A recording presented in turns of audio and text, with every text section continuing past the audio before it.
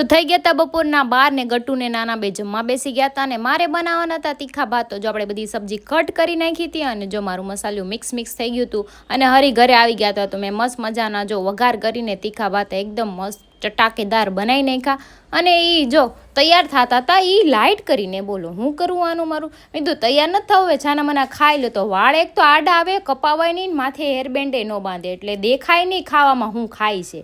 અને ગટ્ટુ જો કેવું મસ્ત મજાનું એકલું રમે છે ને એના પાપા તો જો કુંભકરણની જેમ સૂઈ ગયા. પછી ચા બનાવી લીધી હરી જાગી ગયા. મેં કીધું ચા પીને પછી અમારે જવાનું હતું બહાર. તો ગટ્ટુ વારે ઘડીક રમી કે મમ્મા હું ફસાઈ ગઈ છું તું મને બચાવી લે. આવું તો એનું રમવાનું અને જતા રહ્યા અમે બહાર. અમારે જવાનું તો હીરાબાગ હરીના એક ફ્રેન્ડની શોપ છે ગાભા હાઉસ ત્યાં થોડીક વાર બેઠા પછી બેસીને અમે ત્યાંથી પણ નીકળી ગયા અને આવી ગયા સીધા ઘરે. અને ગટ્ટુ માટે છે ને મસ્ત મજાના નાના ચપ્પલ લઈને આવ્યા હતા કેમ કે ચોમાસામાં પહેરાય ને એવા તે ક્યુટ ચપ્પલ. એને તો બહુ ગમાને આવી ગયા સીધા જમવા માટે ઢોસા ઇડલી ઢોસા સાંભાર અને જમીને સીધા આવી ગયા. અમે અમારા ઘર પાસે ગાર્ડન છે તો ગટ્ટુ છે ને મનોજભાઈનો તો વારો જ પાડી દીધો કે હાલી કયા છાનો મનો હુઈ જા. એને ખબર ને કયા ભવની બેને દુશ્મની છે અને અંદર ગાર્ડનમાં વયા ગયા. ને ગટ્ટુનો થમજે બતક ઉપર બેઠી પણ આ ગ્રીનાલી કઈ 6 મહિનાની છે. હરી મને કે હાવ આવું નાના છોકરાનું ગાર્ડન છે કે મોટાનું. મેં કીધું કાંઈ નહીં હું હિંચકા ખાઈ લઉં. હરી કે હા હવે એ બાકી રહ્યું તો તું એ કરી કે તમે તમારા છોકરા હારે જાઓ તમે આવું કરો.